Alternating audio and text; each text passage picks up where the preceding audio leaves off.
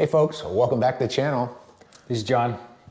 No, you're Brian. This is John. Yeah, well, welcome back to the channel. It's good to see you here today, Brian. Yeah. Hey, so we've got an interesting couple of videos coming for you here.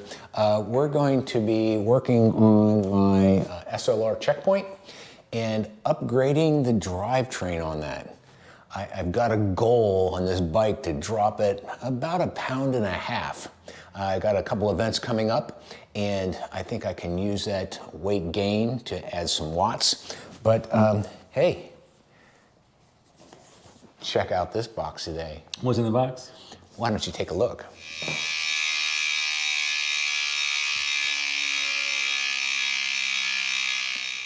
So go ahead, Brian, open up that box. What's inside there? I feel like I'm getting a new iPhone or something.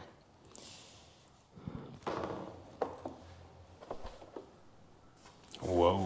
Whoa.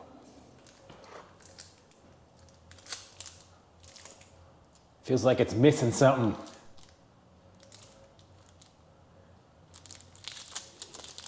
Looks like a crank. Certainly doesn't feel like a crank. It's super light. This feels like an empty bag. Seriously. How much does this thing weigh? Not much at all. It doesn't feel like it weighs much at all. Wow. So we're switching over to we're going from SRAM Rival to SRAM Red on the drivetrain. First video here, we're going to put on the crank, and then we're going to do the rear derailleur. So sit back and enjoy. So the first order of business, what we're going to do is we're going to be moving the old crank arm, and folks, you're going to want to get your breaker bar out because this is really torqued on here to 54 Newton meters. So first step is going to be pulling off that dust cap. Takes that off. Here's your 8mm socket. Just drop that in there.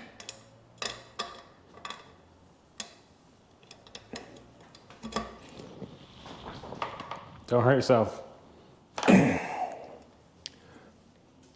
Easy squeezy. There we go. I think I'll pull out my smaller socket wrench now.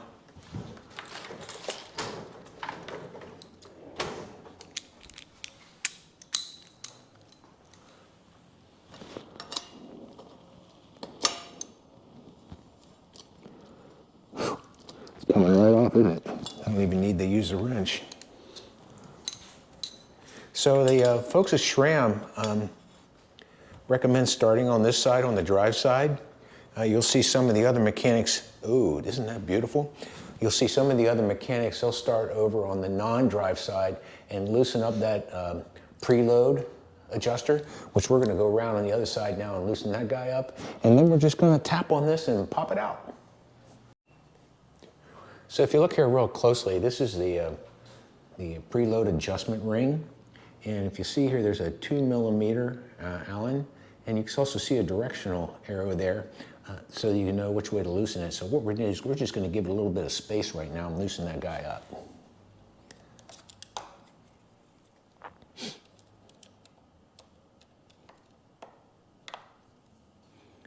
Just a little bit, just a nip. Now we're going to spin that around. And loosen up. And you see how that's loosened up there away from the bottom bracket? And you want to pay really close attention to the spacers that you have on your bike. So now we're going to go over here and, oh gosh, I can almost pull it out with my fingers right now. I'm just going to get my hammer and come around to the other side, just tap on that just a little bit to pull it off.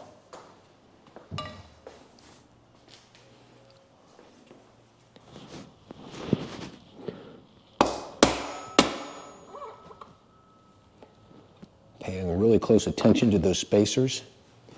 And we pulled off the rival crank arm and spindle. What do you think? I mean, it's really weird. Like, I feel like I'm not holding anything in this hand. Like, I mean, it's there, I can see it, I can feel it, but it's gotta be 1/3 of the weight of this one. Yeah. And that's not even counting the rest of the crankset. It's so weird. Pretty awesome stuff. I mean, yeah, it's really light. All right, so I'm gonna install the non-drive side crank arm in there. There's one side and the other. Boom, it slides right in there. And I've got it hanging down now. What do I got going on here? Ring. Huh? Where'd that guy come from?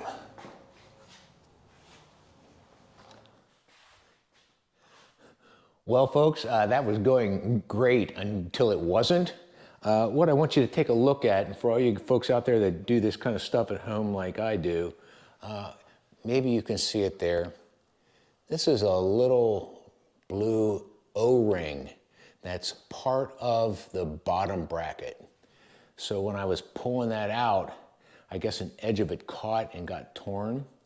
So, gosh, instead of putting it all back together and having this fail and getting dust and stuff in there, I decided to go out and get another bottom bracket, and I'll show you what I got right now.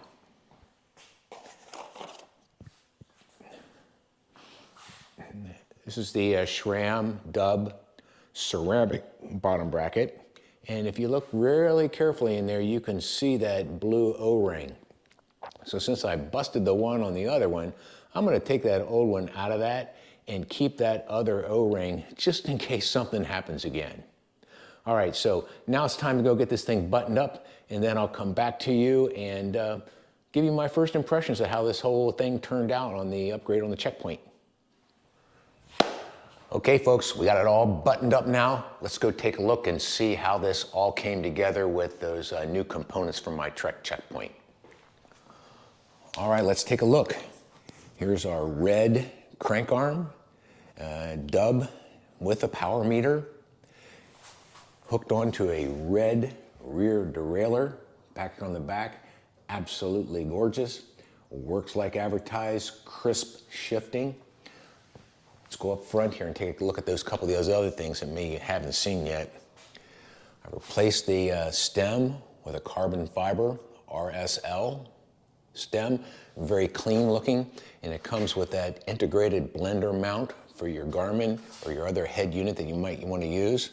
You know, one of the other things I want to bring you back here to your attention to is this carbon fiber seat post and the Race Shop Limited saddle. Now really take a good close look. These are those 10 millimeter carbon fiber rails on this, super lightweight. Hey, all right, this was a weight saving measure for my Trek checkpoint. Let's go through all the items I put on here and quantify the amount of grams that we saved on each one. Hey, well, that's a wrap for today. Interesting project on the upgrades to my Trek checkpoint. Hey, make sure you do all that standard good YouTube stuff like, subscribe, and notify so you know when our next production becomes available. In the meantime, you go out and ride, have fun, and of course, keep the rubber side down. Bye, y'all.